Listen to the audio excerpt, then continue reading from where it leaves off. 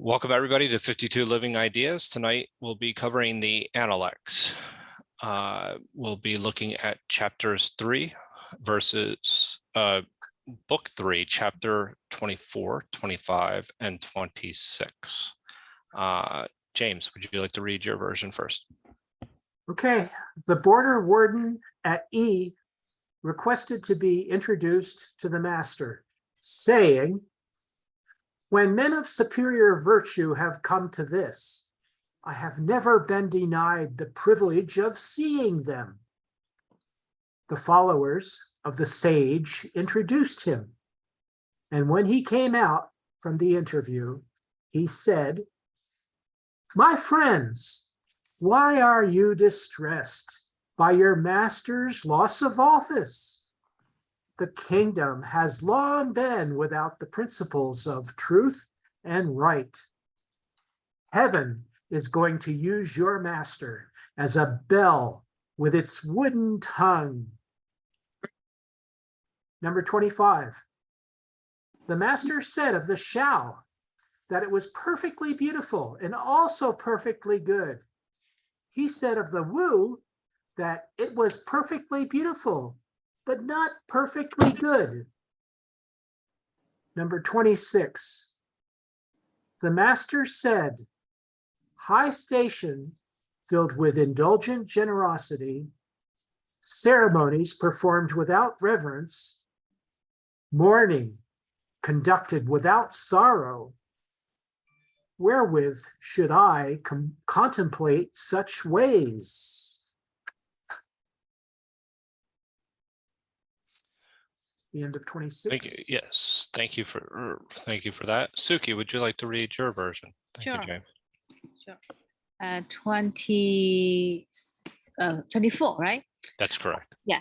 A border official from the district of E asked to have an interview with Confucius, saying, "I have never been denied an interview with a gentleman who has come to this place." Followers of Confucius arranged a meeting for him, and when he came out, he said, "Why should you worry about your teacher not having an official position? The world has been without the way for a long time now. Heaven is about to use your master as the wooden tongue of a bronze bell." 25. Of the shao music, the master said, it was perfectly beautiful and perfectly good. Of the wu music, he said, it was perfectly beautiful, but not perfectly. You're a tech person and you look like. Sorry about that. Oh, he said of the wu music, he said it was perfectly beautiful, but not perfectly good. 26. The master said, to be without tolerance when in a high position, without respect when performing the rites, without sorrow when in mourning. What is the point of witness such things? I have another version. Hold on. Okay, 24. The border warden of Yi requested to see the master, saying, when superior person, Junzi, come to this place, I have never been denied an interview. The followers presented him. When he came out, he said, why worry about the laws? You disciples, long has all under heaven, 天下, been without the way. Heaven is going to use your master as a bell with a wooden tongue. Next, 25. The master said of Shao, perfectly beautiful and also perfectly good. He said of the Wu, perfectly beautiful, yet short of being perfectly good. 26. The master said, seated on high, yet not lenient, performing rituals, yet without reverence, attending mourning, yet without sorrow. What is there for me to see in such a person? Yeah, that's all. Thank you. Thank you, Suki. Oh, also, Joe, Bruce is in the. Oh, you already. Okay, thank you. Yeah. Yes. Thank you very much for reading, Suki. So we will now go to Jason's translation. Okay.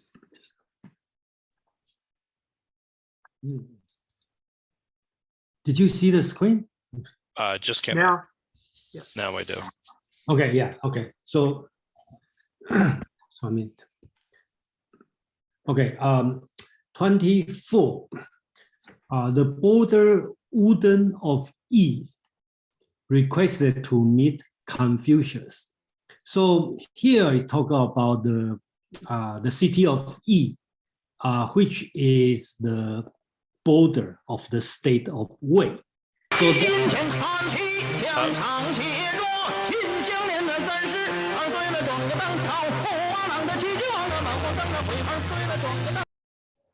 So there we go.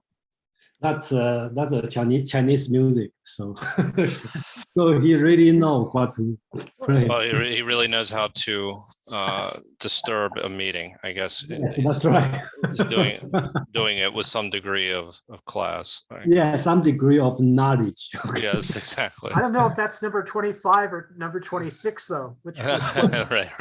yeah. It's hard to discern. Okay, yeah, okay. So here is the situation because Confucius. Okay, let's put it this way: the border warden of Yi requested to meet Confucius. He said the border, the warden, okay, the border warden, the officer said, I have never been denied an interview by any Junzi coming to this place. Confucius' followers let him meet Confucius. He told the follower after the meeting, guys, why are you so distressed by your master's loss of office? Heaven has lacked its Tao for a long time. Heaven is going to use your teacher as a wooden bell to waken the world. Okay. So some background is this one must have happened after Confucius lost his job from his home state, Lu. So he started to travel around with his followers. So we don't know the background, but I will assume the city of Yi, okay, Yi is the border city of the state of Wei. So it must be the situation Confucius has some disappointed meeting with some state. So he either entering the state of Wei through Yi or leaving the state of Wei through Yi. So he's staying on the border. Okay. So the border warden basics is kind of like today's custom office, right? So this position, his position is not that high, but because he's on the border, so he probably sees a lot of people. Okay, so he has a lot of, so he want to see Confucius because Confucius was kind of celebrity, famous, like Socrates. Okay, so people know him. So, and the Confucius don't want to see him. Okay. So he said, okay, I have never been denied an interview by any Junzi coming to this place. So in general, when we read Analects, when they say Junzi means the moral agent, but that usually is Confucius say that. But this one, Junzi, is from the other person's word, mouth. So it just means the gentleman or the aristocrat, somebody, okay, some gentleman coming here. I never been denied. Okay, so that means, you know, it doesn't make sense. Don't let me see Confucius. So the follower, okay, the disciple, let Confucius, let him see Confucius. And we don't know what their conversation. But after that, he went out. Okay, he said the tone is interesting. If I have to translate directly from the tone means 2-3 young guys. Okay, so proper English would be guys. Okay, very casual calling guys. Why are you guys so distressed by your master's loss of office? So sounds like Confucius bring these disciples to try to do something or get some job, but they got rejected. So they're kind of in a very low mood. Okay, they not feel distressed.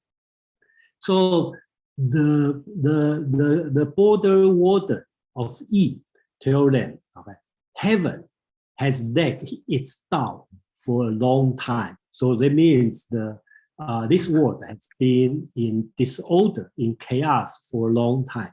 And heaven is going to use your teacher as a wooden bell to awaken the world. Okay, so if you want to find a comparison, would be like Socrates say himself as a gadfly, right? To disturb the people and people will wake up. But Confucius is probably better than Socrates. It's a wooden bell, so make a bell, make a sound, okay, a noise, so people will awake. Okay, so that means Confucius' word, Confucius' teaching will bring this world back to order. Okay, so that's this chapter is used the border officers' mouth to say what's Confucius teaching. Chapter 25. This one is another thing about music, but I do have a question, and then everybody can think about it. Okay. 25. Okay. The master commented on music of Shao. Okay. Shao is the music created by the sage king Sun, which is at least, I think, it's 1,000 years before Confucius. Okay, long time ago. So he said, master comment on the music of Shao, and Confucius said, it is thoroughly beautiful and thoroughly good. And when Confucius commented on the music of Wu, Wu is the founder of Zhou dynasty, who is 500 years older than the Confucius time. So Confucius' comment is, it is thoroughly beautiful, but not thoroughly good. Okay.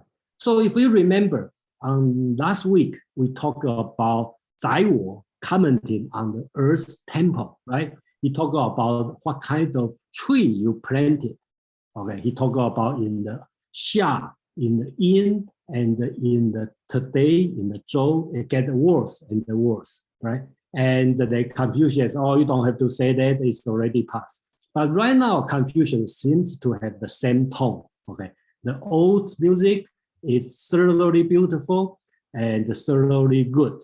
But today, okay, the 500 years ago, get like even, it's still thoroughly beautiful, but not thoroughly good, right? So sounds like he's talking about some in the same tone, but as Zai Wo in chapter 23. Last one, chapter 26. The master said, governing people without tolerance, performing rituals without reverence, conducting funerals without grief. How can I build to observe this? So this one is, again, Confucius' tone. And I believe he talking, we don't have, there's no conversation here. So I believe he bring these three things together. He is commenting on the Ji family of the state of Lu, because Ji is the minister, the house under the state of Lu. So they are become too powerful. So they get all the power. And the Confucius say they are not following the ritual, because it's not tolerance to the people as in a high position, and not performing ritual with reverence, not respectful. And then even to the funeral, they just do the stipulations without heart. So that's again, same as chapter 10.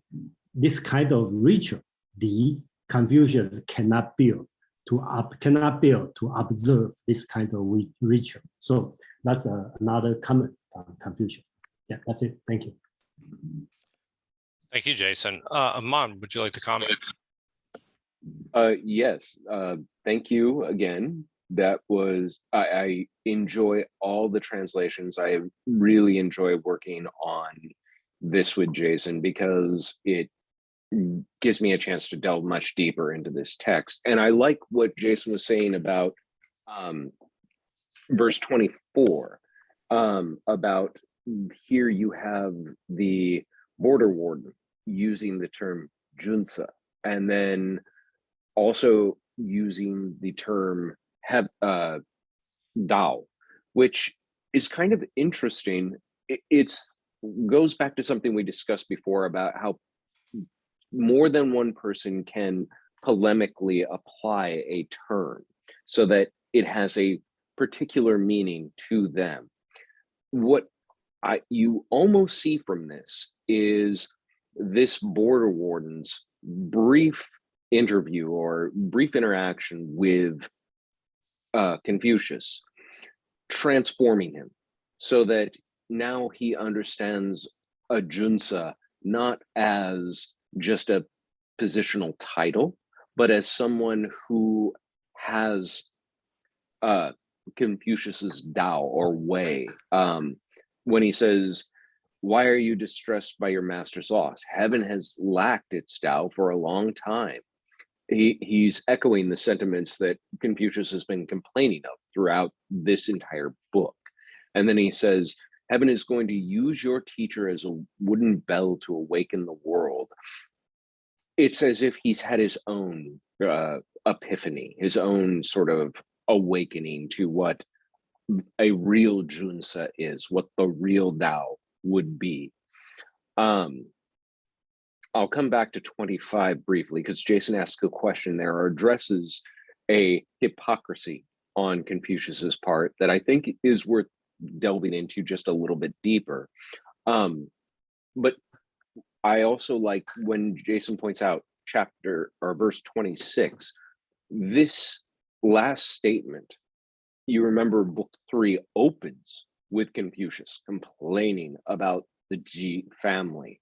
Mhm. And this forms a nice bookend to that. But at the same token, it's done free of context of that family so that it becomes a universalizable statement. It's something that can be applicable to anyone who is just pantomiming the way. And I think the earlier comment about, heaven has long lacked the Tao. Here you see this is a person, a people, anyone who is lacking the Tao. And the master's question is, how can I bear this? How can anyone bear this? So I think it forms a nice bookend, but leaves it open-ended enough that it's applicable to any of the kingdoms that might be just going through the paces or really don't understand the profundity and significance of applying li or ritual and what a funeral is meant for, and so on. 25. Confucius' hypocrisy. I agree. This smacks of hypocrisy, and Confucius was not above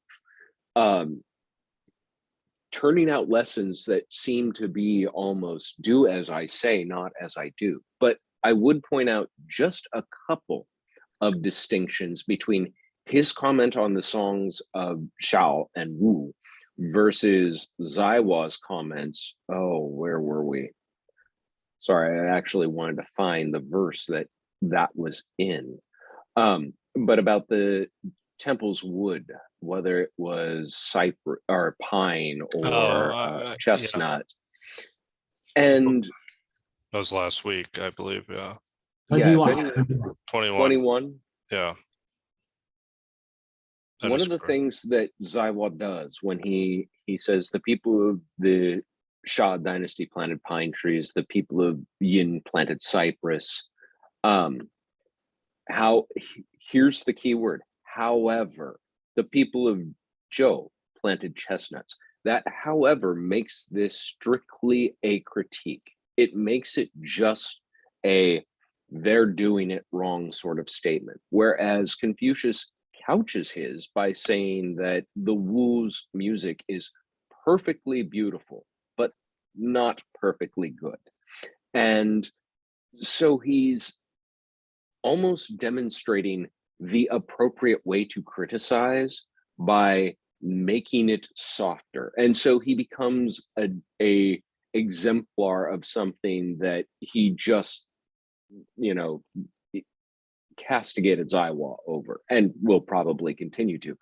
And there are more examples like this in the book. There are many more examples of Confucius doling out advice or giving guidance and then violating it. When Yinwei dies, his followers will come to him and say, "Master, aren't you over grieving?" And he's like, "If not for him, then nobody deserves this amount of grief and lamentation." He overdoes it in their estimation because he's been preaching a value of temperance and moderation, humility, control, appropriate measure to circumstance. But when he loses Yinwei, he just falls to pieces.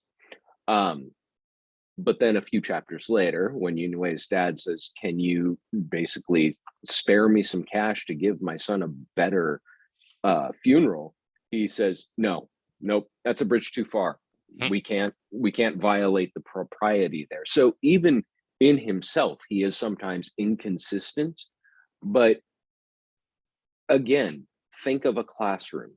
Think of the audience that you're constantly reorienting your message to strike home with a new student in a new way, because their receptivity to your lessons may not be universal. It's going to be on a person by person basis. You never know what's going to make the light bulb go bing over someone's head. So you provide the lessons in multiple different fashions.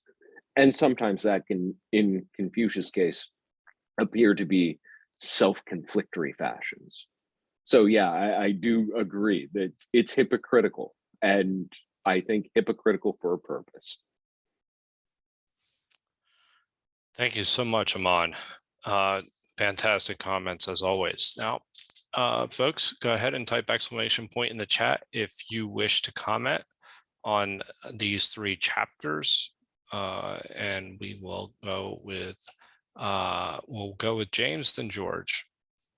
Okay, I kind of feel like Mon sucked all the air out of the room this time. But I'm going I do to, that often.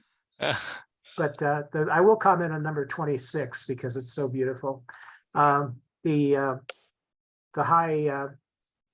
idea that you have, I think this is similar to the old expression, he telephoned it in. You know, that's, in other words, this is the shallowness and the lack of meaning and reverence. So the guy with the high station doesn't have indulgent generosity. The mourners, there's mourning without sorrow. So it's like everything is kind of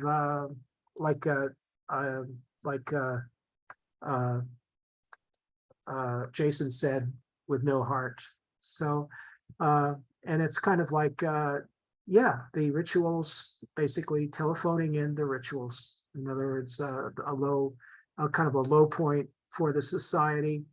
And that's probably reflected in number 1 too, where the guy says, "Well, you have a hero here." And I think this is the border agent. He says, "You have a hero, and here we have a hero, and the heaven. We seem to have lost the way, but Confucius is going to be the bell. Is going to be the ringing of the bell of a new age." So I think that's so. Number 24 I see as hopeful. Number 26 is telephoning in the message, not actually seeing the gravity of the world situation. Thank you, James. So next up, we have George. Thank you, Joseph. Aman, I would characterize Confucius's 3 statements in 26 as a teacher teaching right from wrong, but acknowledging, I mean, you know, if Confucius would have said, I don't do any of those things, we would have considered him arrogant. So I think it's understood that even a teacher, leader as great as Confucius would not be perfect in what he teaches. That's interesting. 26 is a self-reflective statement. Interesting, George. Well, yeah, I mean, like, because like, if it wasn't admitting, you know, that even the highest leaders, you know, fall short of perfection, then that wouldn't be the correct teaching.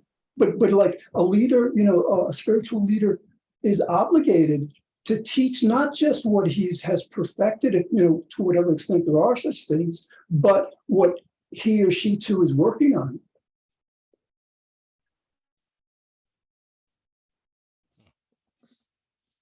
That's an interesting perspective.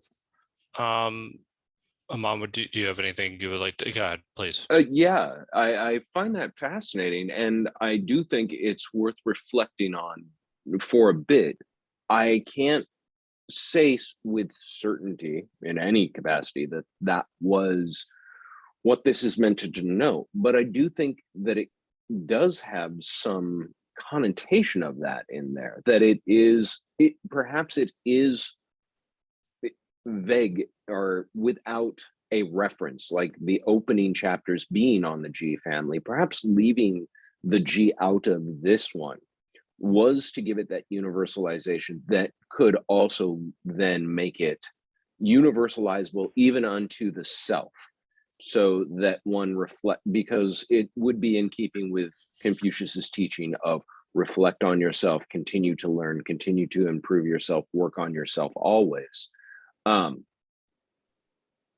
Governing people without tolerance. It's kind of funny because just before we mentioned Zaiwa, and Zaiwa is definitely the student Confucius tolerates, sometimes by gritting his teeth, but he does tolerate it. Performing Li without reverence. He would find that anathema, but perhaps he is commenting on his own performances of Li and whether or not he had appropriate reverence for each and every action. Conducting funerals without grief. How can I bear to observe these?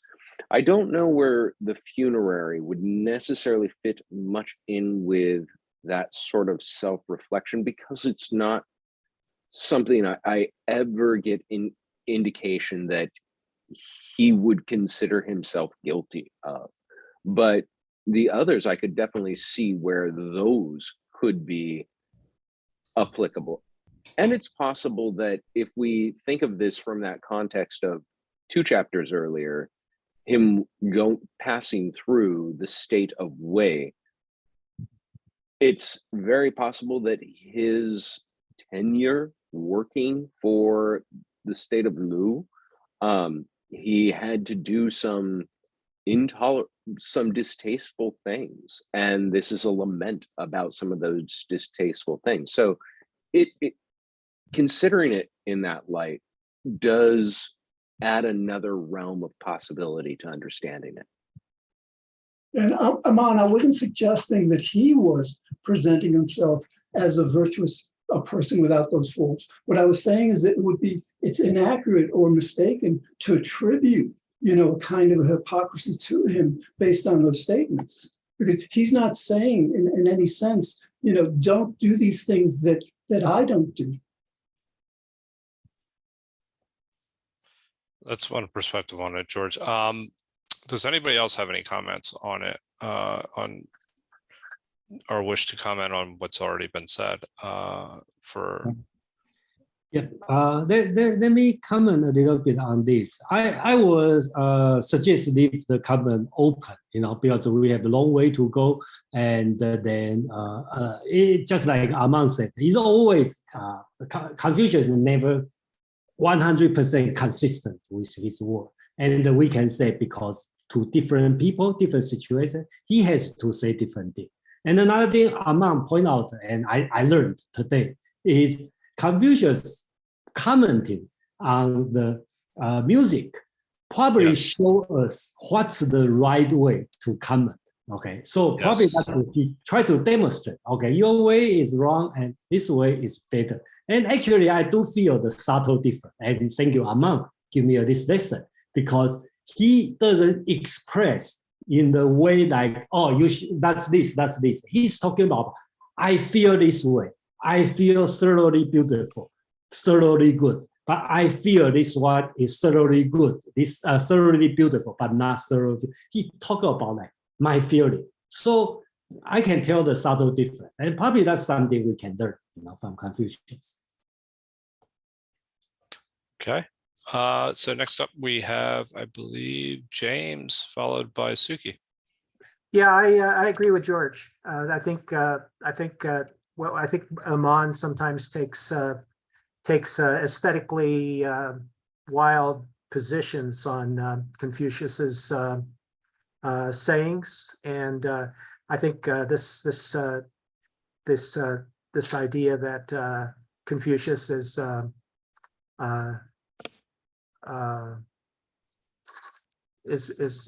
hypocritical in his analysis and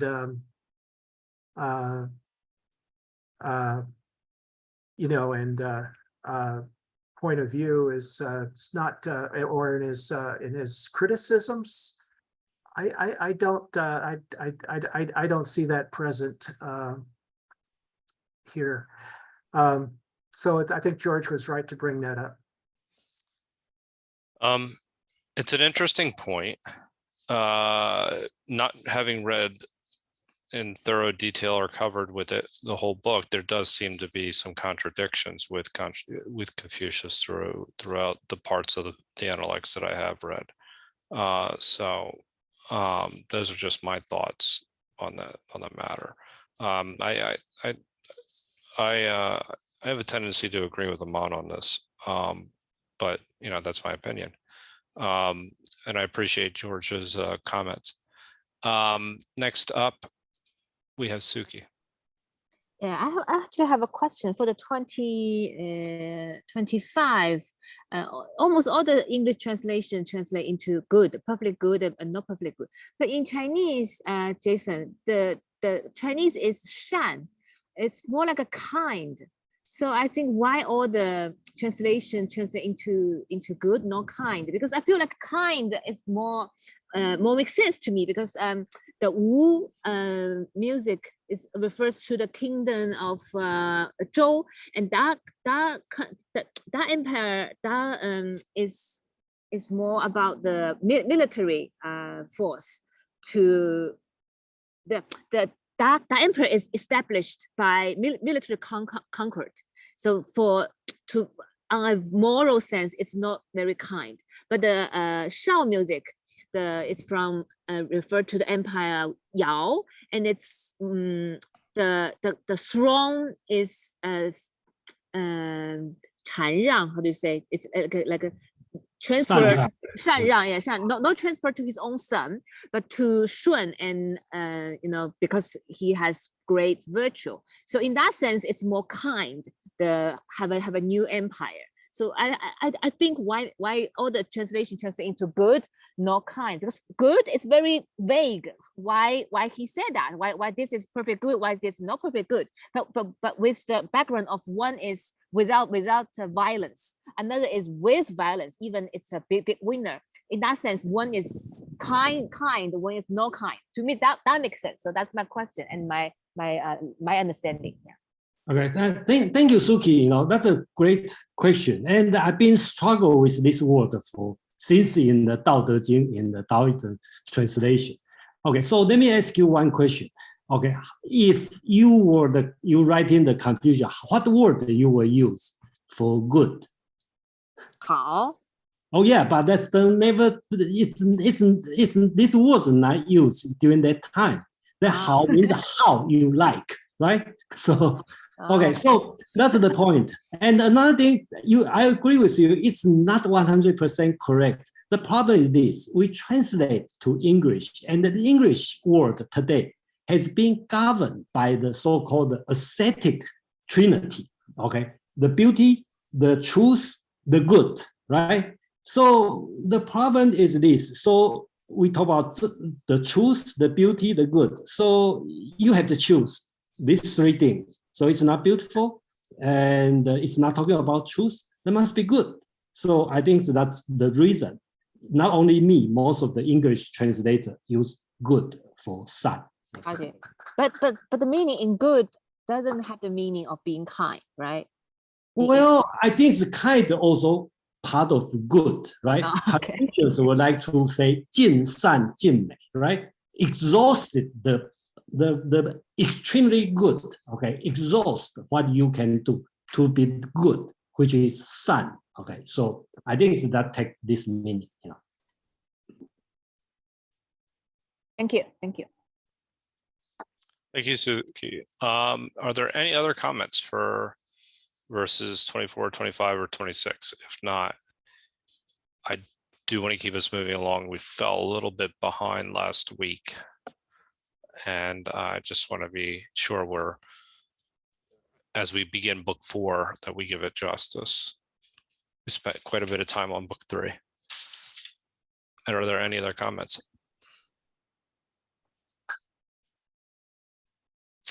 If not, this actually means we're right on time. It's just a 9:45.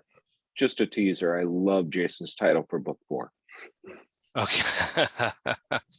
Book 4 is short. Okay. Well, not short, but it's just an opening for book 4. Book 4 every has a 26 chapter. Each one, I think all are very short. Okay, and then all start with, except the last one, all start with the master set. Okay, so kind of like a monologue on this one. So you can see it could be easier, it could be more difficult. Really depend on how you're going to look at it. I found it a little bit more, accessible only because it was just less focused on ritual.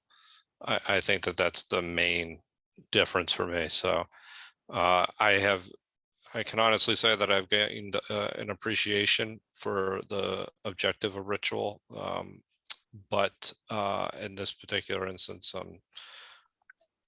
I'm okay with it being over. So James, would you like to? I wanted to ask, what is the title, so that everybody else can be in on the joke? We'll come to it. I think when We have to wait. Okay. it's going to be like a drum roll. All So, but would you mind reading verses 1, 2, 3, and 4? Okay. Book 4. All right. Number 1. The master said, "It is virtuous manners which constitute the excellence of a neighborhood. If a man is selecting a residence, do not fix on one where such prevail. How can he be wise?" Number 2. The master said, "Those who are without virtue cannot abide long, either in a condition of poverty and hardship or in a condition of enjoyment. The virtuous rest in virtue. The wise desire virtue." Number 3. The master said, "It is only the truly virtuous man who can love or who can hate others." Number 4. The master said, "If the will be set on virtue, there will be no practice of wickedness." Thank you, James. Suki, would you like to read your versions of book 4, chapters 1, 2, Sure. 3, and 4? Yeah, Thank yeah. you. Number Thank 1, you. the master said, "A neighborhood suffused with a humane spirit is beautiful. How can a man be considered wise when he has a choice and does not settle on humanness. Number 2, the master said, a person who is not humane cannot remain for long, either in hard or in easy circumstances. A human person feels at home in humanness. A wise person practices it because he sees benefits in humanness. 3, the master said, only a humane person is able to like and dislike others. Number 4, the master said, if you truly set your mind on being humane, you are not morally culpable. Another version. Number 1, the master said, human-heartedness is what constitutes the excellence of a neighborhood. One who chooses a dwelling place not among the human-hearted. How can such a person be wise? Number 2, the master said, those who are not human-hearted can neither stay long in privation,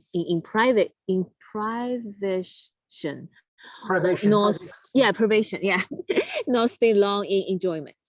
Those who are human-hearted are at ease in human-heartedness, and those who are wise profit from human-heartedness.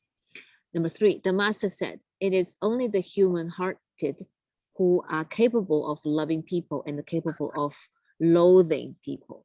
Number 4, the master said, once aspired at human-heartedness, you will be free from mean conduct. Yeah, that's all. Thank you.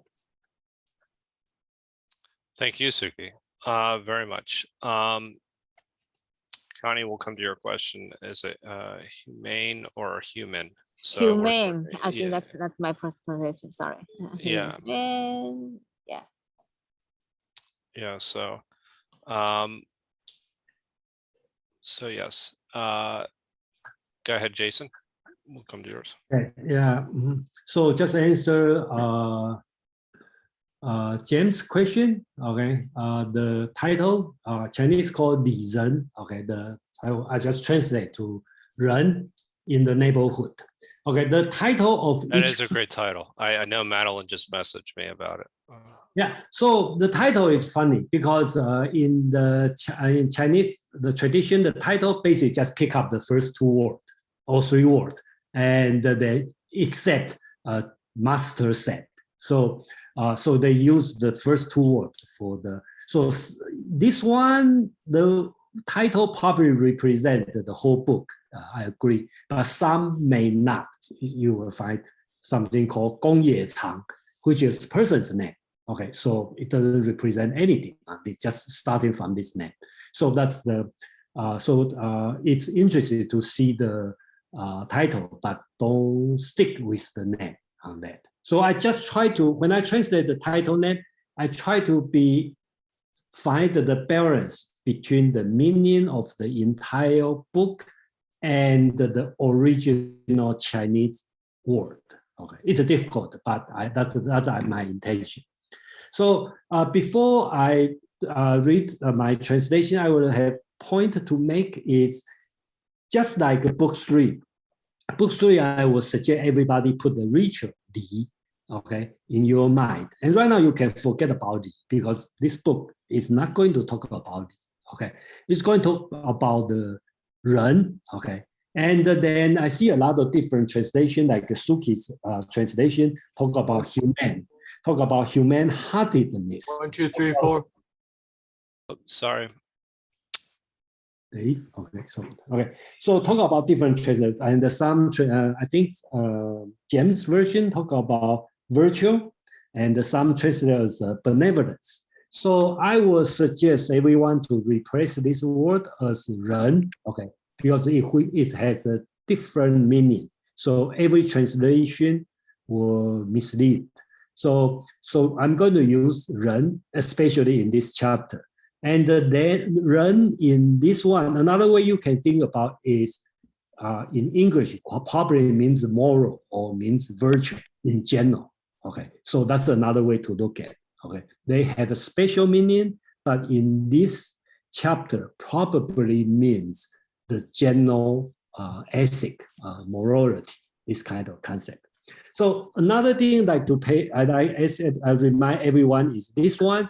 Confucius is going to talk a lot about ren and wisdom or knowledge. So these two are tightly connected together.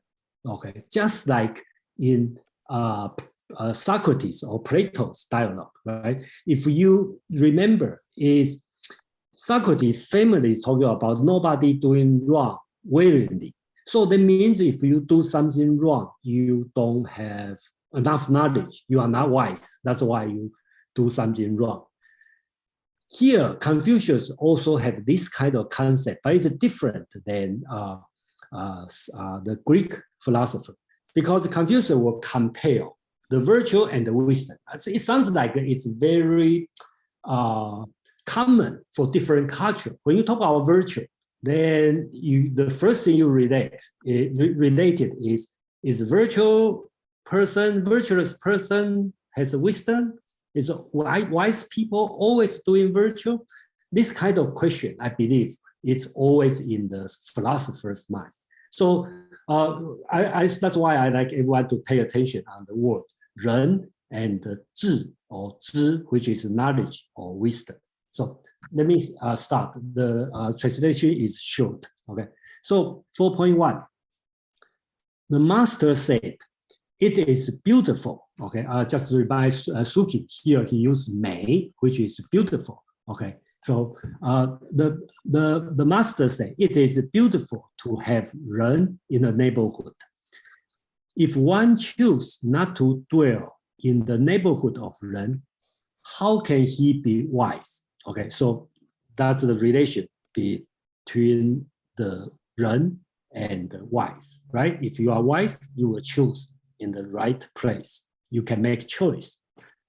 Number 2, the master said, "The people without the quality of ren cannot dwell long in the circumstance of hardship, nor can they dwell in the circumstance of enjoyment. The people with the quality of ren feel comfortable by practicing ren. The people with the quality of wisdom," okay, another again about the wise people, "benefit from practicing ren." Okay, so here they use, in this short sentence, Confucius used ren 3 times. Okay, he talked about the first one, ren, talk about the quality of ren. Okay, and then the last 2, he talked, the ren has been used as a verb. Okay, so he's talking about if you have the quality of ren, you will be comfortable when you from practicing ren. If you are a wise person, you will benefit by practicing ren. Okay, so that's the key teaching between ren and wisdom. Number 3, the master said, "Only the people with the quality of ren are able to love who ought to be loved, and hate who ought to be hated." Okay, so I think here it reminds me on the Plato's Laws, book 2. He talked about the purpose of education. I thought Plato's talking about the purpose of education. Education is to love what you ought to love and hate what you ought to hate. So here, Confucius doesn't talk about wisdom or wise, but he's talking about the person with quality of ren. You know who you should hate, who you should love. Okay, so that means implied some wisdom here. So I think that's the important message. And a lot of people has some misconception about Confucius always be ambiguity, don't want to do something, be nice, be gentle. But Confucius really don't like the attitude of ambiguity. In the book 17, he will talk about, he hates people doing like, oh, it's okay, you know, and this one, you know, try not to confront other people. Okay, he has this, on the moral sense, he's very clear on who you should love, who you should hate.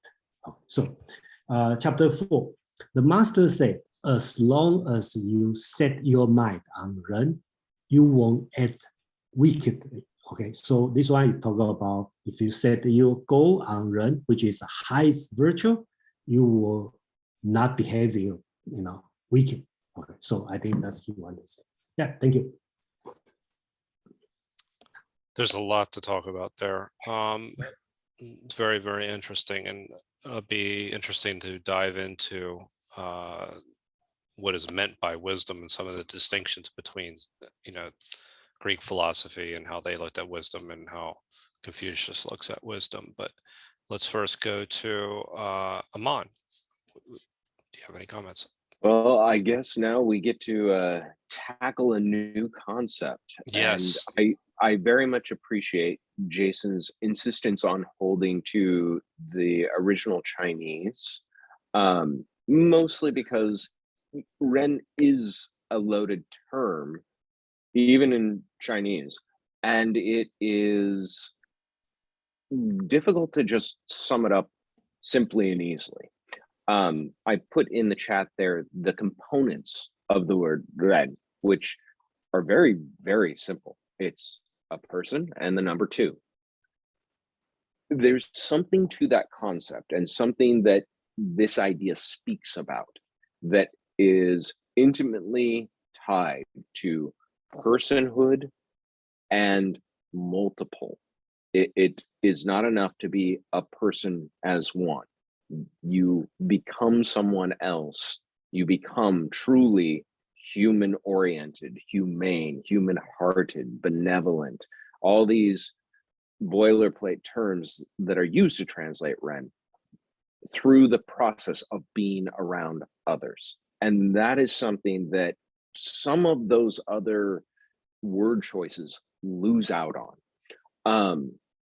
I'm not going to go chapter by chapter with this comment. I'm just going to say, as far as delving into Ren goes, there's a very interesting school of philosophical thought surrounding emotions, human emotions, that we sometimes mistake emotions as being something as simple as feelings, but that in reality, emotions are a multifaceted social construct as much as they are a feeling. You don't hate just because you hate. You hate someone or something out in the world around you.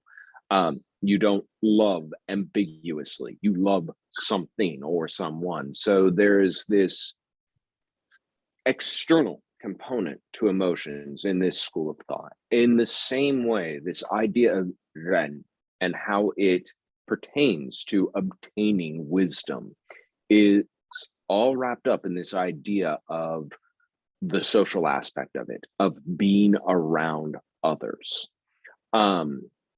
I find it very refreshing, and it's why I said a couple of weeks ago, I believe, when we were talking about the similarity with Confucianism and virtue ethics, that I saw it as having more in common with an ethics of care, because it takes very seriously the interaction, the interconnectedness of people as one of its very core tenets. Without that, the entire edifice just falls apart, and Confucius thought so as well. You have to have this above and before anything else can be built into being a person, a real person. Yeah, the one thing I would actually just like to throw out there as a question is this idea of being in the right neighborhood and having to surround yourself with the right people. Like, what, you know, there's a lot of different ways we can interpret that. And I was wondering if there's any historical kind of context that you could provide as far as understanding what that means, or is it just, you know? I would say historically, villages in sort of this ancient China were largely familial.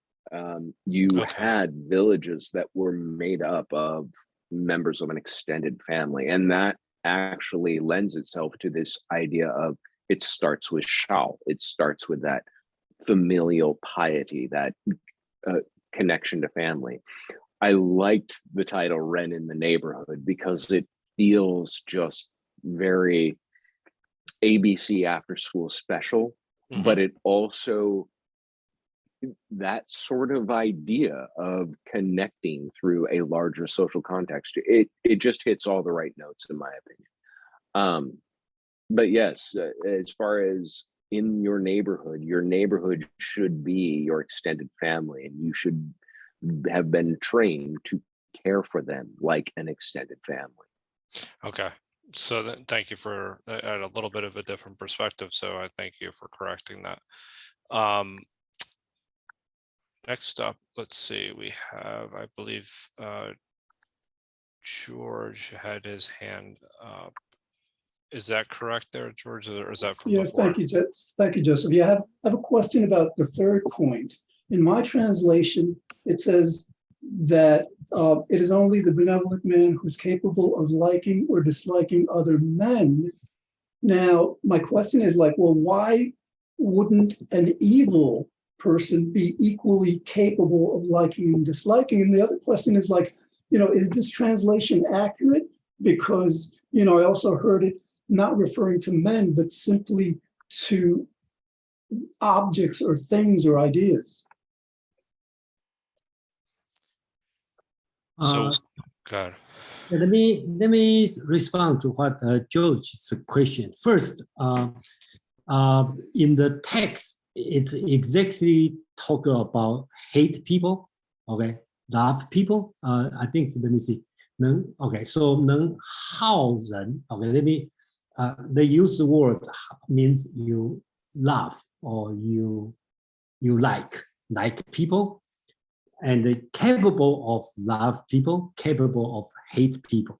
So if I have to translate just by the plain Chinese text, I will say that only the Ren people capable love, capable like people, capable dislike people. Okay, if I have to translate just by the surface value, okay, they will be like this. And then it probably doesn't make a lot of sense if you read in this way. Then just like George, your question, then it probably doesn't bring anything. So I think this one, I believe, okay, that's another my personal interpretation here. Okay, I think he is talking about the wisdom, because all this one you will Right. because you will be capable, okay, you will be capable to know what kind of people you will like, what kind of people you dislike, you will stay away. Okay, so that reflects to the first chapter, talking about choosing the right neighborhood, right? Because you have the wisdom, then you doing Ren, then you will have wisdom. You will choose which neighborhood you want to stay. Or in another sense, you can say what kind of people you want to be together with, right? That's another way to look at it. George, could you repeat your question briefly again? Because one aspect of it, if I understood it correctly, is like you asked why an evil person can't necessarily know who to like, or was that what you Right. asked? If I'm paraphrasing the translation that I have, the master said, it is only the virtuous man who is capable of liking or disliking other men. So I think, like, as Jason was saying, I think it makes sense if you apply it to liking or disliking ideas or objects or things or philosophies. But in terms of its relation to men, it doesn't seem like being virtuous or not would determine one's ability to like or dislike other men. I would look at that more in terms of judgment and the ability to judge one's character. that's how I would kind of view that perspective. As far as I would take the term like, yes, you're right. In and of itself, you may have a preference for somebody, but that preference is going to be perverted by the fact that your ignorance is your inability to judge good character because you are evil. You are doing evil things. That would be my my response to that question. I don't know if that's clear, but Aman, maybe you can expand on it or disprove it. Just hearing your translation, George, I think one of the, and I don't want to presume your ideas, but one of the cantraps there is that they are translating ren as virtuous, as a virtuous person. And that term virtuous comes to us preloaded with some Aristotelian ideas that infuse it. If you switch out that term with this idea of ren, human-heartedness, a human in association with two, then it becomes a little less polemic and a little more clear that what Confucius is kind of getting at here is only a person with ren, with a heart oriented towards the other, towards appreciation of the relationships between themselves and another, is capable of loving or hating another man. Full stop. And in that, it does get a bit polemic, but what he is implying there is without that human-heartedness, without the orientation towards the other as your true north, you don't have, and this kind of backs up what Joe was saying, you don't have the discernment of really appreciating and knowing whether what you feel towards another really is liking or disliking. You may just be liking or disliking something they reflect in the world around them, that, or something reflected in you that you don't yet appreciate of yourself. Well, I mean, if we bring psychology into it, disliking and disliking is actually an emotional state. So it doesn't really require reason. Not from our perspective. From this perspective, it required the reason of a true Junsa's central character, a well-developed ren. Without that, the machinations or opinions of another just did not count. That's an interesting distinction, especially when you're thinking about it in terms of the Greeks' philosophy. Madeline. Yes, thank you, Jason. Thank you, everyone. Hey, Dave. I was thinking about Ren. I believe that I was in another session, perhaps in the Tao Te Ching. Someone, either Jason or Aman, described the word as humaneness, but in the sense that you would go to, and your heart would sort of instinctively warm and open to want to help a child. That was that type of benevolence of you just want to help. That's your most fundamental instinct.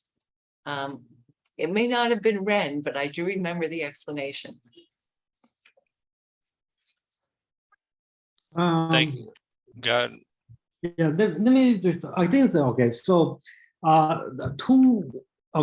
in reading Tao Te Ching and reading Lao and Confucius Analects, they use the same word, but probably means different thing, right? First thing is Tao. Okay, you see a lot of Tao in Tao Te Ching, and you see a lot of Tao in Confucius.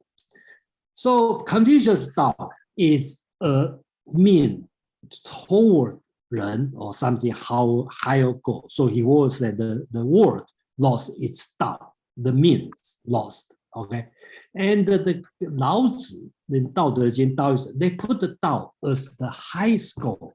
It's the principle, unchanging principle. So there's a different sense on Tao.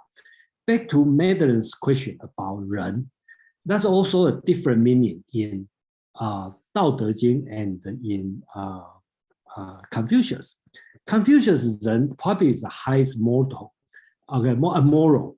So in here, another explanation is a perfect personality. If you reach the Ren, is a perfect personality.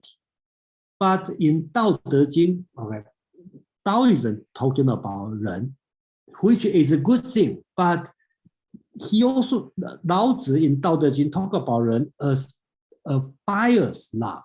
You have to point to certain direction, like you love your parents more than love your child. So they have a direction on that.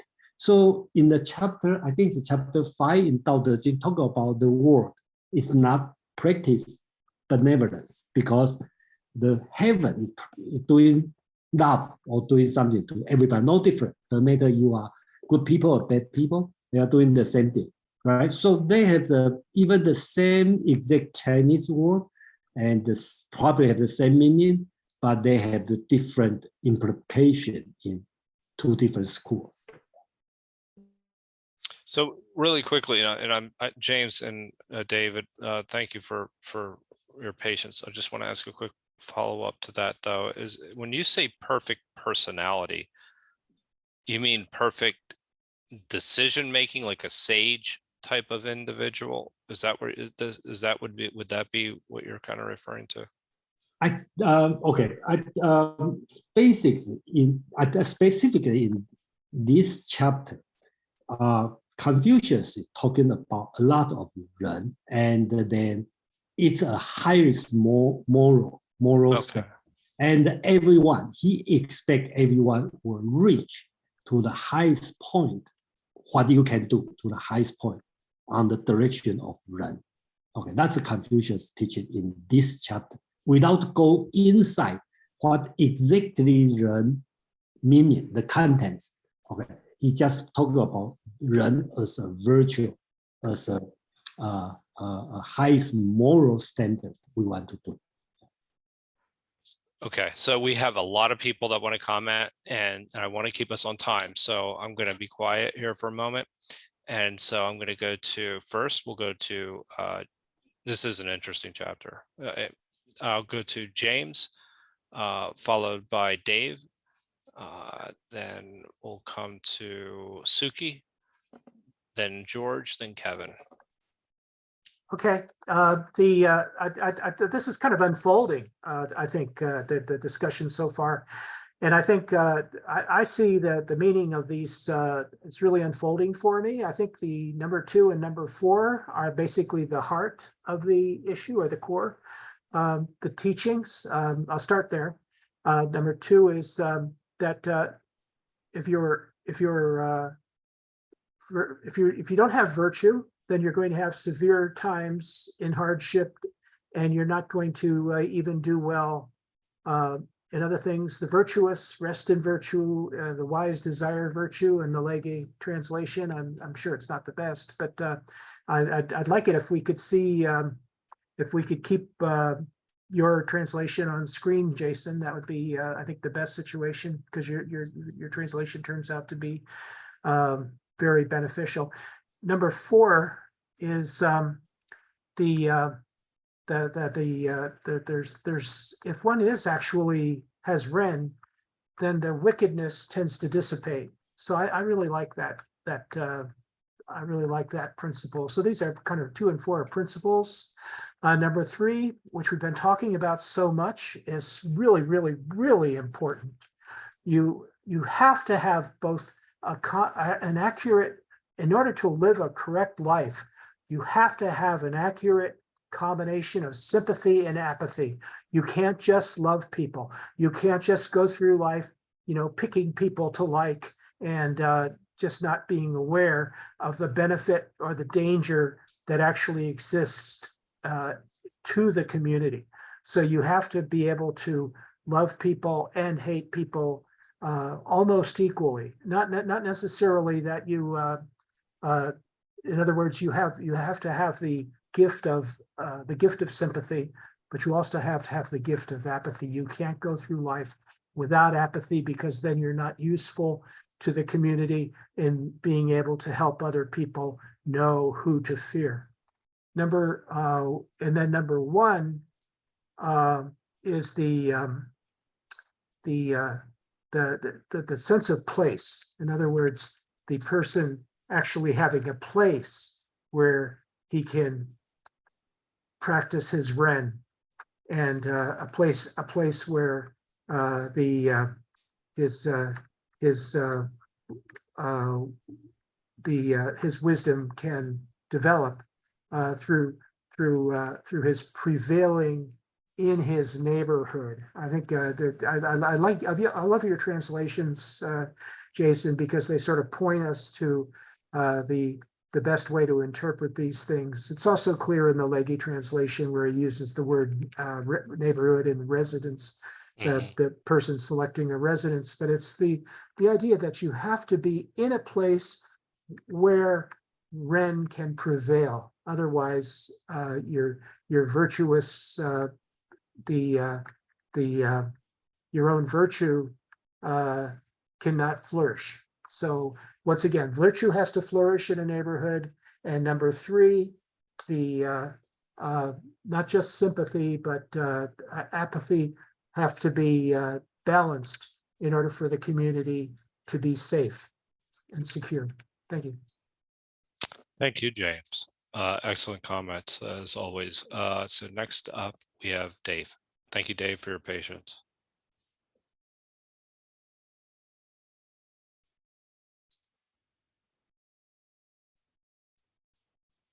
Yeah. Oh, come on. I know you're out there, Dave, so take your time. There we go.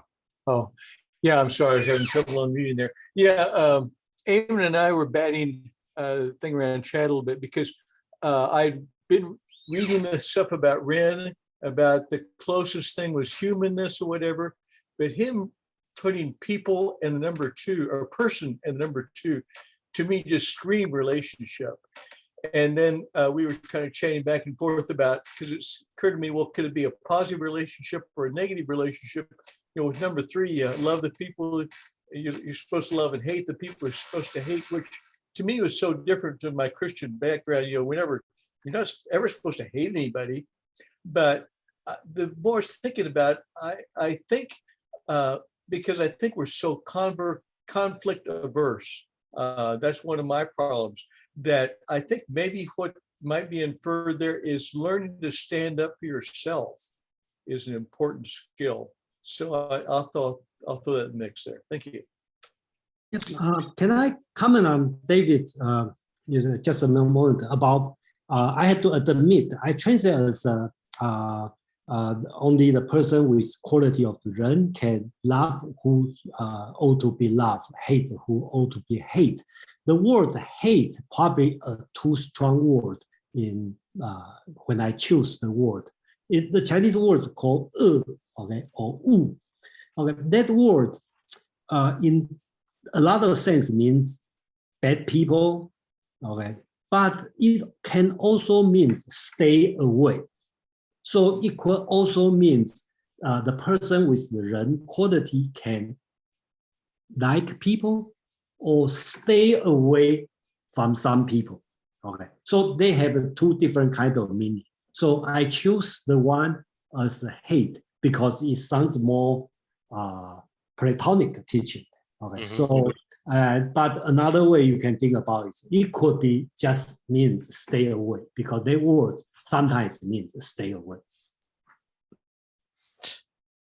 And I will say that actually, I forget maybe Suki's, but I believe that hate was used in all the translations as well. Because it's a Christian idea. So yeah, okay. or Western philosophical idea is there. Yeah. Thank you, Jason. So next up, we have, I believe that it was Suki was next. Let me just double check that. Yes, it was. Suki, you were next. Okay, thank you. Thank I want to share another perspective to understand Ren, because in Chinese, Ren also has a meaning. Is the nuts. It's the softer part in the nuts, and it's very nutritious. And also, it can act as a seed. It can grow more, grow lot of good stuff. So in this, I see as a core. Even as a like a nuts has a very hard shell, right? But inside the nuts is already softer than the shell, and it's nutritious. It's benefiting other people. So in this way, I see Ren is the core of a living or like a living organism. So you can something good can grow from it. So that's another angle to understand what's Ren. And also I want to comment on the neighborhood concept. I feel like Chinese just naturally have a strong sense of community, like Chinatown. Like almost in every outside of China, you know, every major city we have Chinatown. And also even in Shanghai, Beijing, I don't know about Taiwan and Jason, we have a concept of 小区, like a small district. Maybe it's only made in China. So it's like multiple buildings in one small district, and it's gated.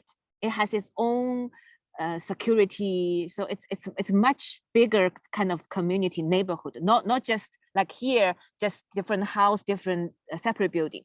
The 小区 has its own street, has its own green area, green garden. Sometimes they have their own playground, but it's all gated. So that's how that neighborhood concept, choose the right neighborhood concept, is very deeply in core into how Chinese plan their dwelling. Yeah, I just want to share this culture, just an observation. Yeah. Thank you very much for that, Suki. I mean, because, you know, immediately when I read this, I looked at it from almost more of a traditionally kind of stoic approach to things, and how it's important to keep people around you that are virtuous because it reinforces your virtue, and that if you're around people that are non-virtuous, that they actually may impact how you behave in a negative fashion. So this neighborhood, having an understanding of the neighborhood and the geographical part of this is actually really important for me, because which is, you know, if you think about it in terms of, yes, if we're around people that are not necessarily virtuous, we're more likely to maybe behave differently than we otherwise would, which I look at that as a sign of humility, because you recognize that you're susceptible to doing something wrong. But again, that's a completely different concept, but I appreciate the context that everybody here is providing. So I believe next up is, is George, followed by Kevin, I guess it would be. Okay, thank you, Joseph. I wanted to make a few comments on the last two statements of point 2. You know, the benevolent man is attracted to benevolence because he feels at home in it. And I think that refers to goodness, virtue being our natural state. I think, you know, we could make a claim that that is true. And then the second statement, the wise man is attracted to benevolence because he finds it to his advantage. And this, I think, is yeah, I think it's been said before here that it's like the heart of Confucianism, but it's also the heart of Buddhism and the other major religions. It's like, you know, the wise man understands the best, wisest way to a happy life, a healthy life, not just for themselves, but for the people around them, is to seek and understand virtue. So that, you know, with that statement, he really basically presents the basic theme of the Analects. Thank you, George. Next up, I have, I believe, Kevin. Thank you, Joe, and everyone else. I want to refer back. We learned Tao Te Ching. If in Tao Te Ching is God's, what I'm going to mention, chapter 38. Basically, give a big picture. If you lack in the Tao, people going to start from the virtue. If you lack on the virtue, then start on the humanism, which means Ren. We can hear all the Babylons. And if you, then after, if you lack the humanism, then we're going to righteousness. So it's Yi. It's if lack of righteousness, you start with ritual, which is Li. That's the last chapter. Chapter 3, we talk about Li. And also the other chapter, they're saying this. 决胜弃义，名副孝慈. Without balance, 人 or righteousness, 义, the common people will naturally practice filial piety. So that's from the Tao Te Ching. So, and then this one picture. So for me, if back to our today's section 4.4. 4.3. So Confucius said only the 仁者, which people with the quality of Ren, able to love the people should be loved, and hate should be hate. So for me, the question is, how do you define the virtue? But about virtues, the Tao. How do you define this? How do you know your value is correct? So make this, if you got that virtue, make sense to you, your neighbor.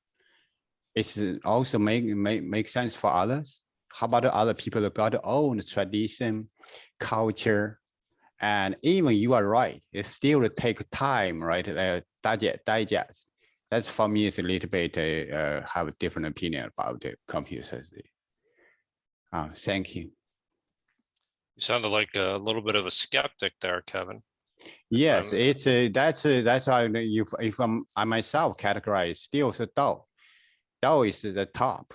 If based on just Tao, De, and I'm going to use Chinese Tao, De, Yi, Ren, Yi, then Li.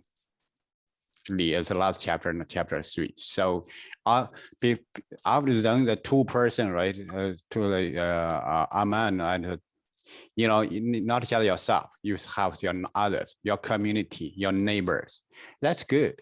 But what's above that is the, if you have top value, you have to agree that it's hard to express globalization. We got a different region, different culture. It's hard to make the, you know, one cut for all. Thank you. Thank you, Kevin. So we're gonna go with Madeline, unless Aman, do you want to reply to that really quickly, or? I just wanted to thank Kevin for bringing the Tao Te Ching to bear in this. It is an awkward position for me to argue in favor of Confucianism in any way, because I very much agree with Kevin. And I am a card-carrying Taoist, but I do think that trying to take Confucius on his own terms, he would put Ren as the most important. But that was why the Tao Te Ching was written as a foil to this philosophy and this central tenet of Confucianism. Thank you, Roland. So Madeline has asked for 30 minutes to speak about this. So she's next. So go ahead. So go right ahead. I was listening to the descriptions of the meaning of the original word that gets translated as hate. I was thinking it sounded more like our word aversion. Avert would be kind of awkward as a verb, because that tends to mean things like ward off disaster. Right. But I think having a sense of aversion towards bad people might work. It's just then you kind of have to change the word love to match that, the way the phrasing is. But anyway, I was just thinking that aversion might be good. Thank you, Madeline. I think aversion sounds a good words, okay, but can you find the words if the opposite to aversion? So I can translate the love to a different word. So I it would might be- I would just say attraction. Be attracted to those who are good. No, I can contemplate on your idea. Thank you. Yeah, It- actually. Sounds very Aristotelian, or they're talking about the two kind of force, right? Attraction and repelling. Okay, two kinds of metaphysics. This kind of concept. So I think that's an interesting way to look at, because this word "wu" has been appear many times in this chapter. I still like love, to be quite honest. James, you were about to say something really Yeah, quickly. well, the only thing I did wrong, I said apathetic, and it's antipathetic. So in other words, antipathetic means to dislike, to dislike strong. That is it's the opposite of sympathetic. So in other words, instead of like being for others or with others and seeing the good in others, seeing the bad in others, that's the antipathetic. I think that's right. Antipathetic, not antipathic. I keep getting it wrong. So it's it's Antipathy. antipathy, right? Antipathy, right? And antipathic. Yeah, okay. So it's antipathic is fine. So it's just basically being it's a quality of being able to dislike others, and it can be I think it can be a kind of like a neurotic tendency in some people, that they always dislike others and they always find the fault in others. So that's the antipathetic person. But on the other hand, it's really only kind of like a balancing psychological quality in people, and no one who is I don't think people who are right-minded or virtuous, as Confucius states, actually are without the capacity to be antipathic. So in other words, you have both a balanced person, psychologically balanced person, has both qualities if he actually lives in the real world and he cares about safety and security in his community. Okay. I see George and Aman both want to comment. I want to try and get in, if it possible, both was it 5 and 6 this evening. Can you hold your comments? Maybe make the comment after we just read these two, and then we will rush a little bit, but I do want to keep the pace up because I was putting together a schedule for Shikant and for the Analects, just roughly to see how long it would take to get through. And I want to make sure that we just keep moving along, at a reasonable pace. Is that okay? Actually, I would suggest we don't put too much time on discussing what's the meaning of ren. Just like just like in book 2, we talk about xiao, right? The idea will coming out later, but don't put too much effort on what is ren at this moment. okay. So why don't we go to read 5 and 6 really quickly. Aman, I know you'll have to leave, so maybe we can go through that very quickly, and then we'll give Aman a chance to comment before he leaves. And then we can kind of move on from there. George, I apologize, but I'm just trying to keep us on schedule here. James, would you mind reading 5 and 6? Of course. Thank you. 5. The master said, "Riches and honors are what men desire. If it cannot be obtained in the proper way, they should not be held. Poverty and meanness are what men dislike. If it cannot be avoided in the proper way, they should not be avoided. If a superior man abandon virtue, how can he fulfill the requirements of that name? The superior man does not, even for the space of a single meal, act contrary to virtue. In moments of haste, he cleaves to it. In seasons of danger, he cleaves to it. Number 6, the master said, I have not seen a person who loved virtue, or one who hated what was not virtuous. He who loved virtue would esteem nothing above it. He who hated what is not virtuous would practice virtue in such a way that he would not allow anything that is not virtuous to approach his person. Is anyone able for one day to apply his strength to virtue? I have not seen the case in which his strength would be insufficient. Should there possibly be any such case, I have not seen it. Thank you, James. Very much appreciated. Suki, would you like to read your? Yes. Go ahead. Number 4, the master said, wealth and eminence are what people desire. If you cannot acquire them by proper means, you should not accept them. Poverty and a low position are what people despise.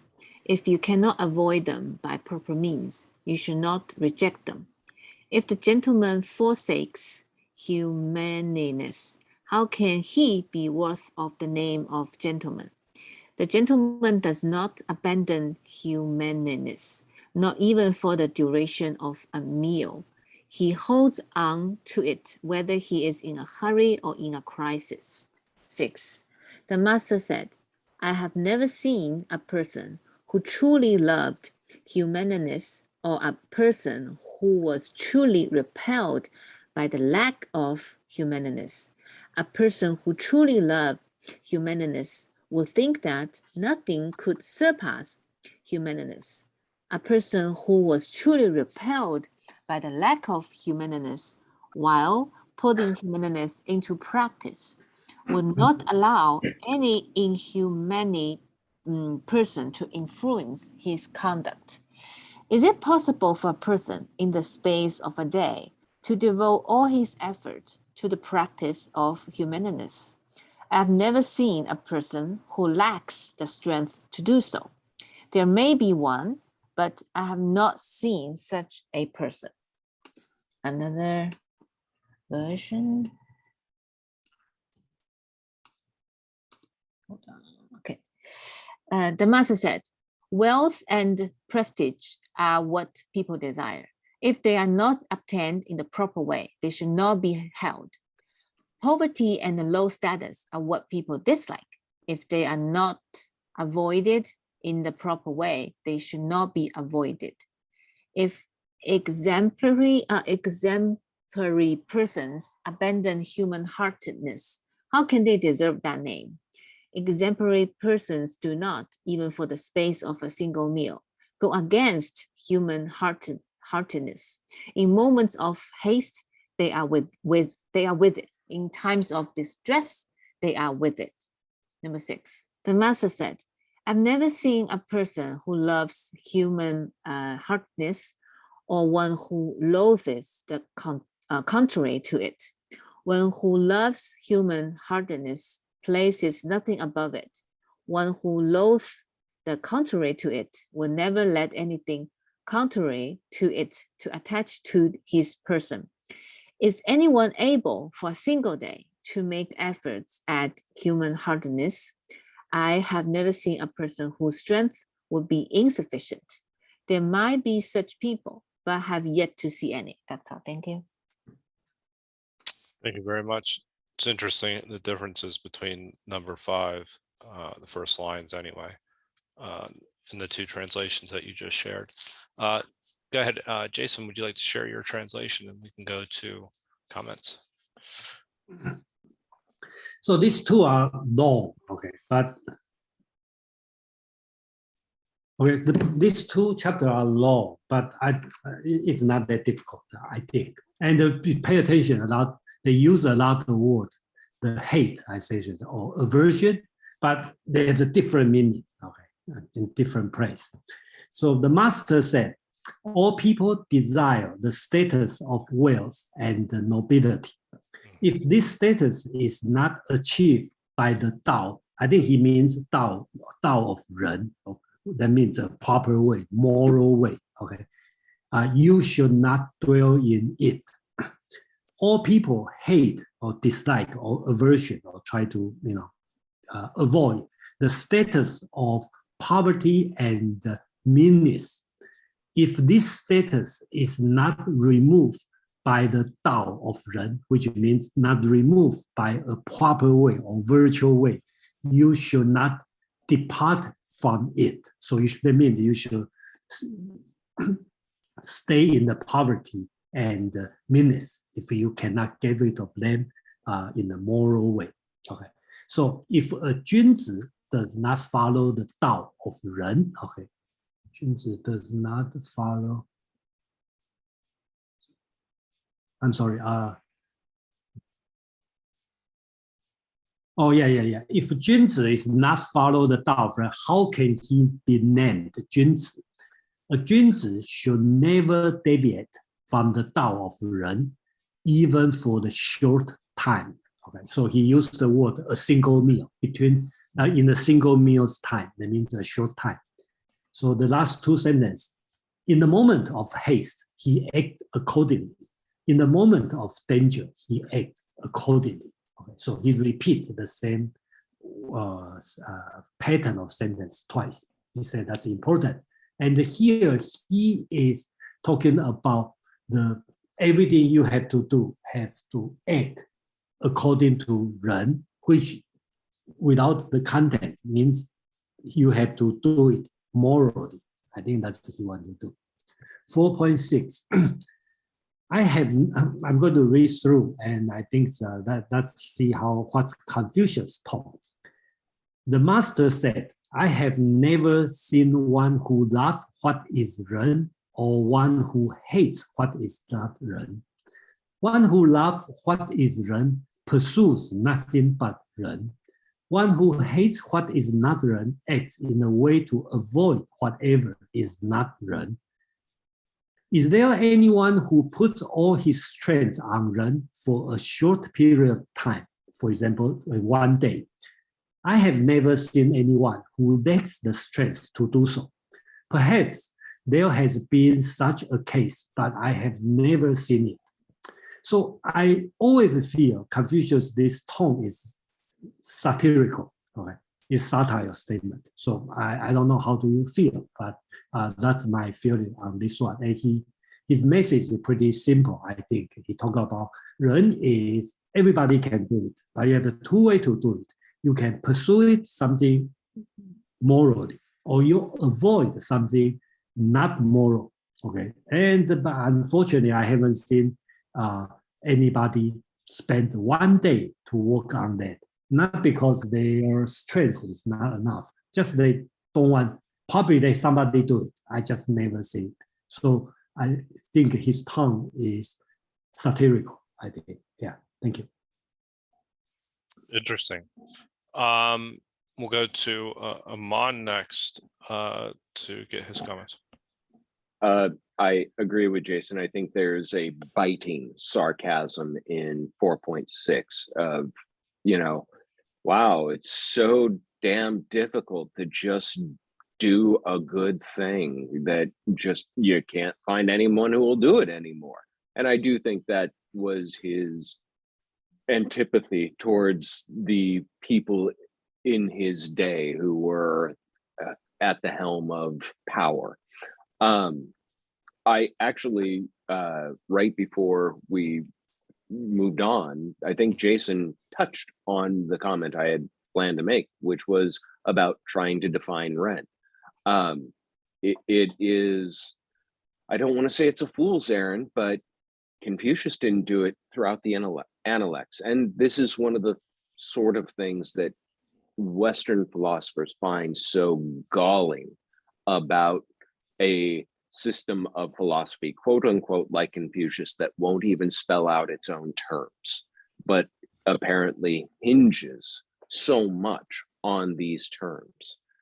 But again, returning to this idea of a classroom, there are, just in these first 6 chapters, so many samples, so many examples used of what Ren is. Even though we don't get a definition of it, we are getting an exposure to it, an understanding of it, and an application of it, and the implications of it, that the idea starts to round itself out in the mind without the need for that corkboarded definition. And I personally enjoy that about Eastern philosophy in general, and Confucianism in particular. I admire the audacity of an author to not succumb to just give me an answer. No, you're a student, you will work for your answer, and I will give you every opportunity to find that answer. But you are going to have to do the work as the student. I'm not simply serving it up for you. That actually is the sentiment, I believe, that pervades the Analects, and why it raises such challenges for so many readers for so many centuries. That was what I was going to say, and Jason said it much more succinctly by saying, I don't think we need to bother trying to spend too much time defining this. In fact, that's both the pursuit and it is the journey. You're not going to get to the destination of a definition, but you will get a really good idea by tackling it like this. So again, thank you all, and thank you, Jason. And I did some homework. I'm going to keep doing some between hiring on new people into the college. And if I drop off suddenly, it's not because I haven't enjoyed you all, but it's because my evening's coming to an end. I look forward to talking to everyone again next week, though. And I'll stick around as long as I can. Thank you so much for your comments, Aman. As always, they're most welcomed. I am one of those students that would like the answer. It would, unfortunately, I'm not, I'm very interested, but I would like some definite, a glossary. In any case, don't look down on me because I do enjoy the educational process, but I do like some parameters. James. Yeah, I think that Aman was actually correct when he talked about this, that this grows inside a person. So this idea of the virtue of Ren actually does kind of blossom within a person as one begins to understand it and practice it. And the only objection I have is that, like when I grew up, I had uncles that were extremely benevolent. They were always, they had served in the U.S. Army. Part of it maybe was growing up in the 1950s, but this just, I don't find any, I don't find any kind of sarcasm in Confucius here. I believe that people are actually benevolent, that when I go out, when I leave my condo, I meet people with dogs, and the dogs are kind. The dogs want to lick me. They want to. The owners are, extremely friendly and talkative. That it's true. There's places and times where people are not very nice, and maybe some neighborhoods, but in my neighborhood, it's kind of like Mr. Rogers. It's cool that people are offering to pick up food and all kinds of stuff. Then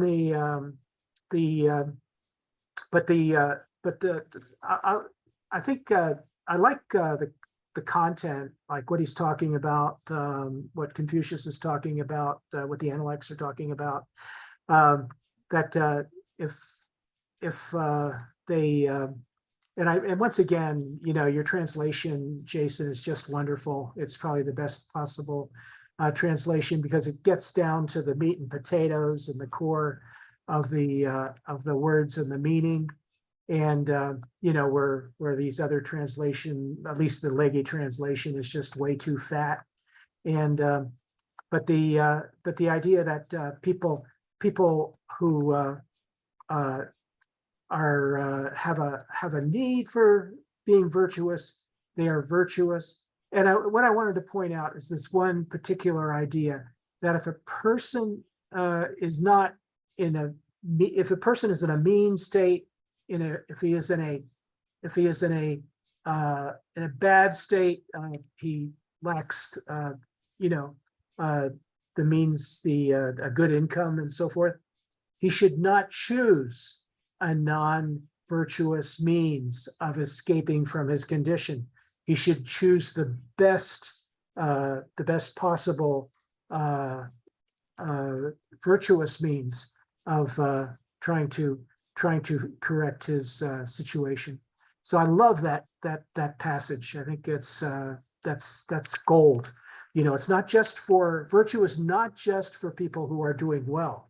It's also for people who are in bad situations that want to improve their situation.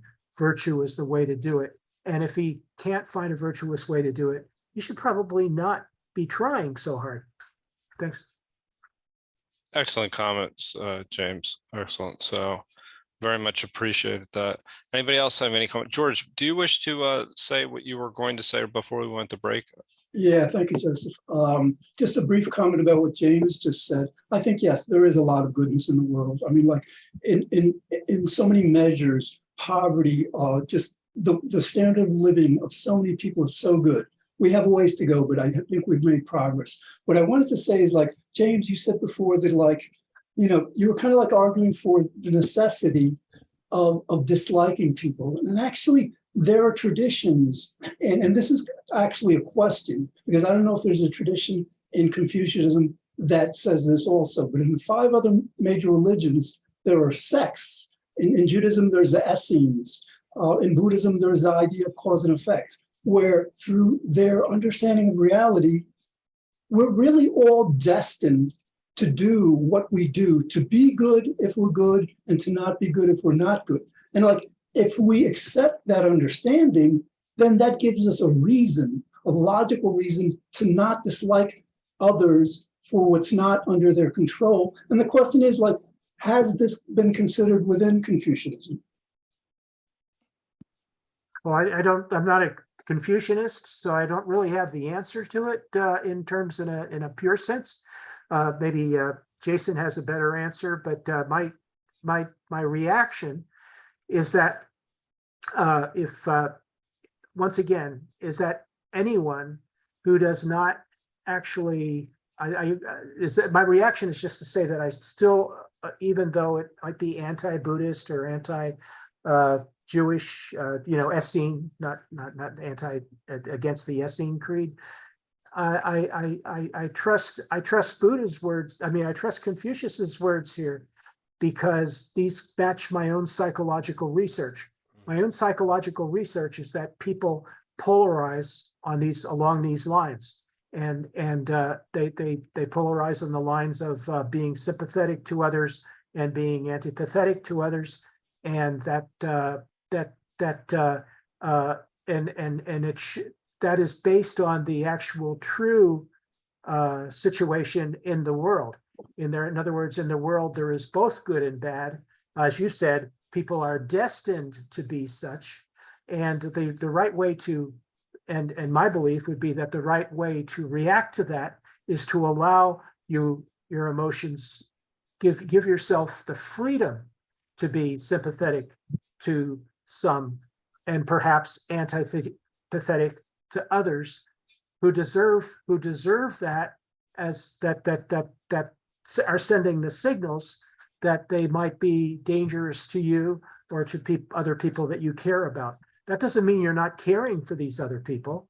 That just means that you need to care for them in a perhaps in a way of aversion or avoidance, and that you're not mistreating them by doing that. You're just basically allowing the freedom of your concern, that a kind of a leeway in truth. So that's the way I look at it, that truth isn't an open shut case, that everyone is equal and everyone is destined to be what they are, so leave them alone. No, I can't adapt that philosophy because I've seen bad things happen in the world. Well, James, I wouldn't say to leave them alone. As a matter of fact, when we see someone doing the wrong thing, we are obligated to help correct them.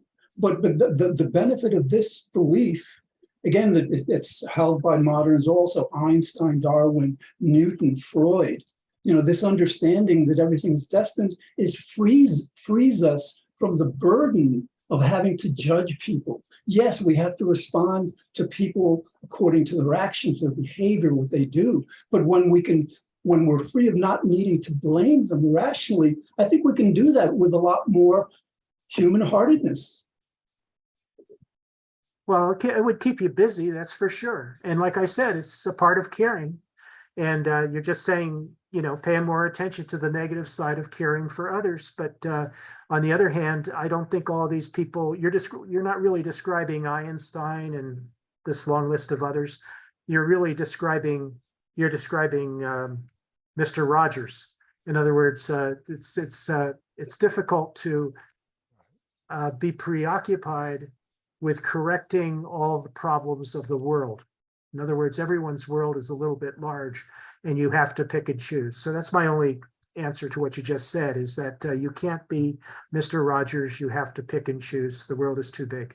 Well, I'm not advocating for perfection in this. For example, one of Einstein's most famous quotes, and he quotes Schopenhauer in this, is that understanding that people don't will what they will helps him from being angry. So it's not just for the benefit of others that we understand the nature of their human behavior, but it also serves us as well. And no, it's not, this is like something that is at the highest levels of philosophy and has been for hundreds of years.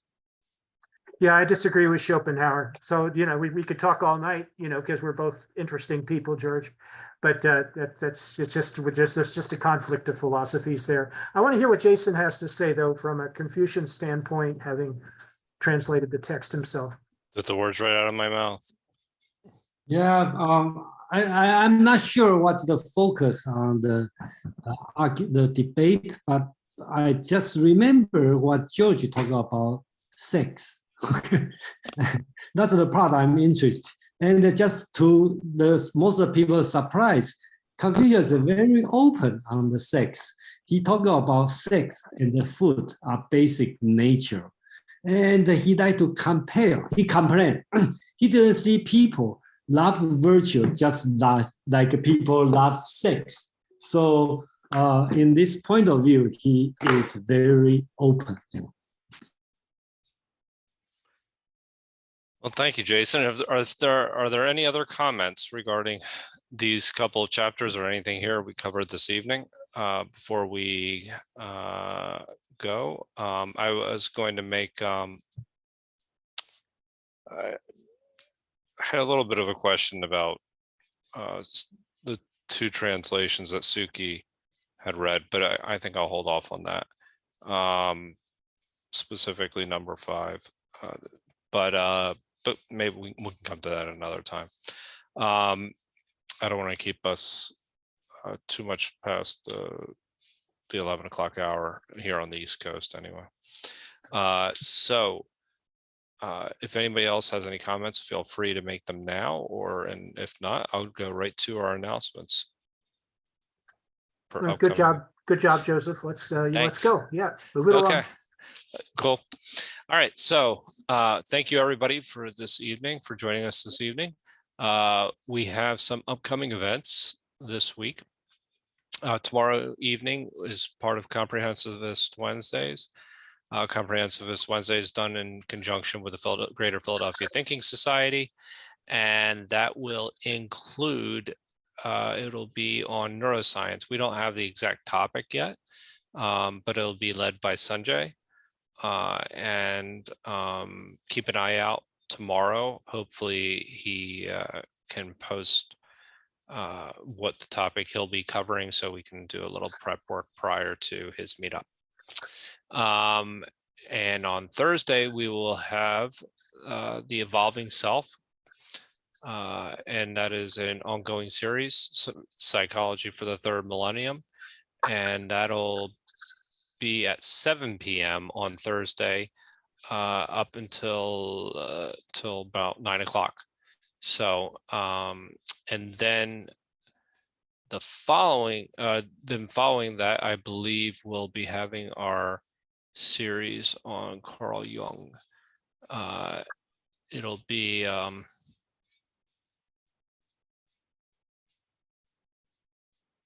Spiritual Problem of Modern Man. And that'll be at 9 o'clock on Thursday evening, and we'll be focused on chapter 10. So if anybody's interested in discussing Carl Jung, Shrikant has made sure that there are definitely some scholars that will be joining us. So it'll be a very interesting evening. And then Friday, we'll have the Bhagavad Gita. And on Saturday at 7 p.m., non-dualism and its properties. Anything you want to say about that? Me? No. Yeah, that's a continue on the Hinduism, and I think that's the second part. We talk about non-dualism. Yeah, it's interesting. I start to learn that, and it takes a while to understand. So I just said that's the only thing I have to say. But now you have 2 hours to make everybody understand now.